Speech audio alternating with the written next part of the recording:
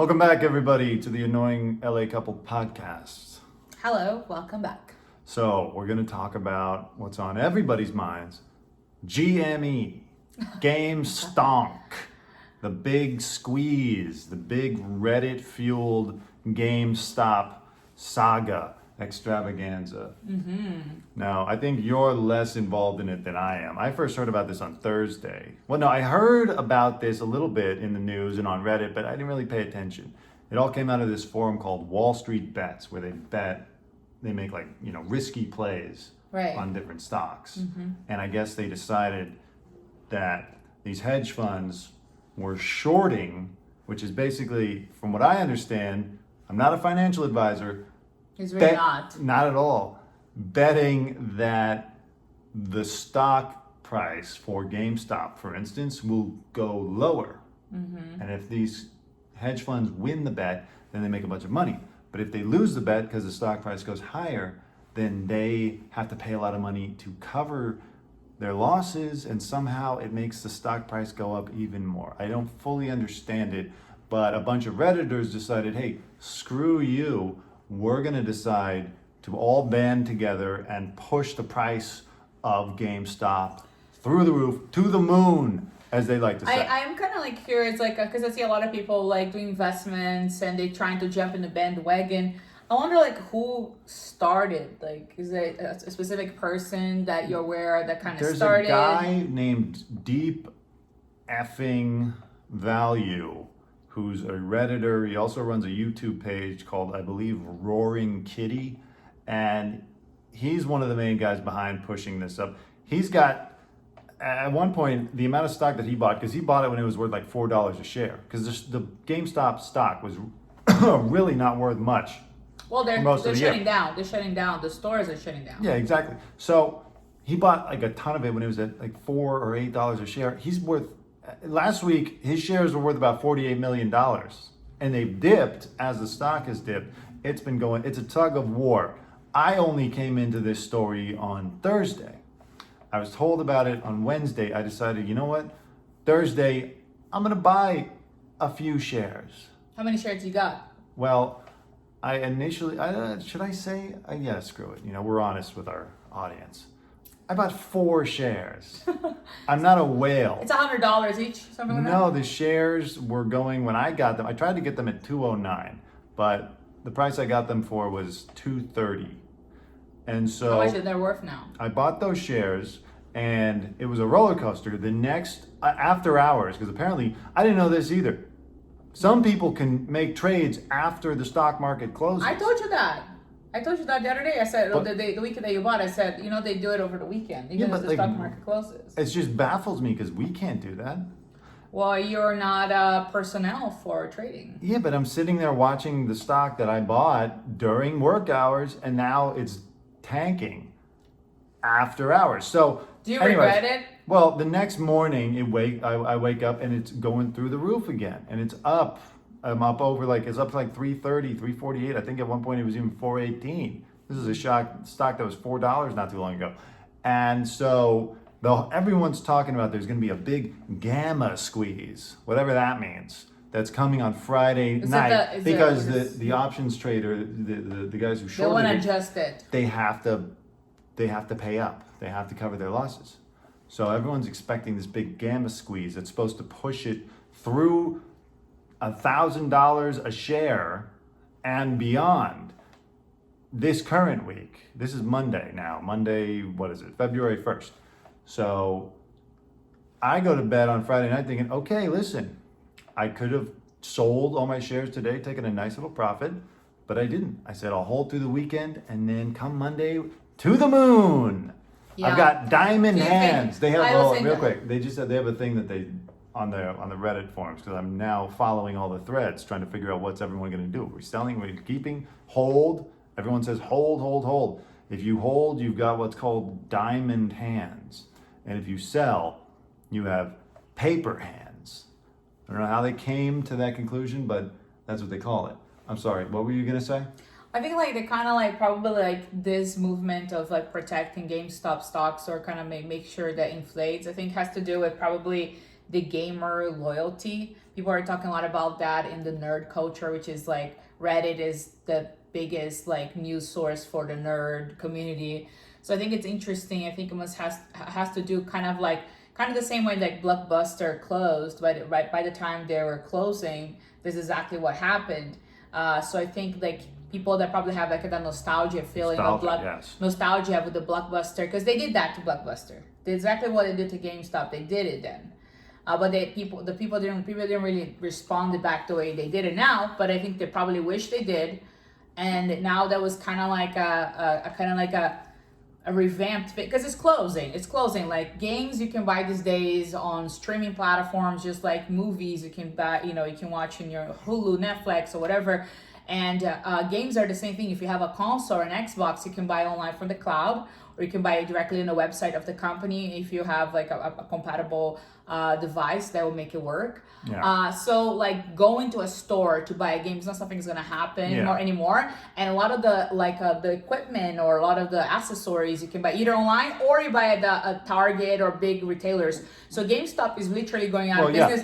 The same way that Blockbuster doesn't exist anymore. Of course. It's gonna go away. So I think a lot of people that have the nostalgia feeling felt kind of betrayed, that kind of the way they're treating GameStop. I think that kind of comes from that. I think people are just like kind of like, we're gonna do the revolution of the nerds. We're gonna show you hedge fund guys, and I don't think it's really having much of an effect on GameStop's bottom line right now, at least as of this time. But anyway, but it's teaching the Wall Street people a lesson. It's a bit of a crash course too for anyone who hasn't really been a trader, an options trader, a day trader. So I think it's kind of changed a little bit how trading works for people, and also it's very shitty to see Robinhood and other platforms that do trading for like the medium or small businesses or just people. They completely shut down, not letting people really have a way to kind of get on board of this. So it's really interesting to watch companies that you're able to trade, companies that are not able to trade, and kind of like figure out like what are those. So Robinhood is supposed to be taking from the rich to give to the poor, but it feels like they did the opposite of their brand, which is they close down for the poor so they can hold on their good investors with the rich. So it kind of tells you a lot about companies. So if I were you guys, if you have Robinhood, I would delete that app immediately or find something else. Therein lies the problem. I think a lot of people are, because Robinhood restricted trading. They put a halt on it. And not just Robinhood. I believe TD Ameritrade and a couple other brokerages put a hold on it over last week when trading was just going crazy. They stopped people from buying or selling GameStop shares because they didn't have the capital to cover it. From what I understand, believe me, I just really got into this 4 days ago. But people like are, the meme. yeah, exactly. People are, from what I read, they're leaving and they're trying to go to other brokerages. But the problem is, if you want to transfer your stocks that you have at Robinhood, for instance, it could take 5 to 7 days. Can you pay a fee to them or something? Maybe you I pay think a they fee. have to pay a fee. And then a lot of people have already poured in so much cash already that they might not have more cash to put in a new, at Fidelity or something, if they open a Fidelity account. So anyways, I'm holding over the weekend, and it brings us to today, Monday, where I expected. Think it's going to happen? I expected today there's going to be the big gamma squeeze is going to take off because all these options traders had to cover on Friday night, right? And it opens, I think it opened a little bit up to like 318, and then it just is plummeting through the day. They're doing what is called short ladder attacks, where supposedly, this is just what I read on Reddit, the different hedge funds are trading options between each other at like $1 less a share, and they're just trading the same options back and forth, and somehow that's manipulating the algorithm to lower the stock price, and then it appears that the stock is going down in price. But supposedly, in reality, it's not, because all of the Reddit people are holding onto their stocks. They're not really selling. But at a certain point in the day, it seemed that Redditors, especially new people, started to get spooked. And they started to say, I don't know, maybe it's not, maybe it is actually tanking. Maybe there isn't going to be a squeeze. Yeah, maybe the squeeze was when it went from $5 to $450. at one point. Yeah. So people start selling off. And so So you recommend people to just hold it on a little bit and see how it goes, right? Well, Not just go by if impulse you emotion. bought it at like $76 or at $4 or anything below $100, you can still hold it and hope that it will come back. I, on the other hand, today, after telling myself I was going to have diamond hands, I had paper hands today when it You started sold it? tanking. I sold my shares. All of them? I sold them all because I saw it was going down, and I didn't want to be one of those guys. I'm reading all these What analysts was saying your it's going to go to the percentage bottom. profit now? I lost a tiny bit of money, Oh, you lost it? but a tiny bit, because I said, you know what? I'm not going to be one of those guys who rides this all the way to the bottom. People that do that, they loses it have all. a lot of like other. They don't care. Not if I had gotten at the price I got into, at the price I got in at, it's not worth it. If I'd gotten in at like $50, okay, let's keep riding it, stick it to the hedge funders. But I got the paper hands and I got out. And after hours, it tanked. It started going down. At one point, I think it was down to 140, but then it started going back up. And now I'm reading people saying, oh, no. I'm reading investment bankers saying, oh, no, it can actually hit $700,000 a share because the people are holding it. Now, I all day was thinking, Tales of the internet. yeah, I all day was thinking, well, these hedge funders have figured out some loophole or some way around, or they're just going to drag this out. It's going to be a war of attrition until all the Redditors and myself get spooked and say, screw this, pull my money out. Yeah. Now I'm like, you know what? If it goes back down, if it opens tomorrow in the mid hundreds or something, maybe I'll pick up a couple more shares. I mean, if it does go to 1,000, I can't hurt. It's not going to. I also People said by Wednesday there's all these things over. Well, that's what I'm worried about. That's why I sold today. I know some because people I know people that know a lot about economy, and they're saying like it's gonna be by Wednesday it's gonna be all leveled up. So maybe you sold it without losing much. People said people are gonna get really screwed. It's gonna be really bad. Yeah, there's people claiming they put like their life savings into it. Why would you do that? Like people are so insane. So anyways, thank you so much for Well, watching. hold on. No, there's still more. No, there's not. No, It's there's a little bit 12 more. minutes video. Well, so what?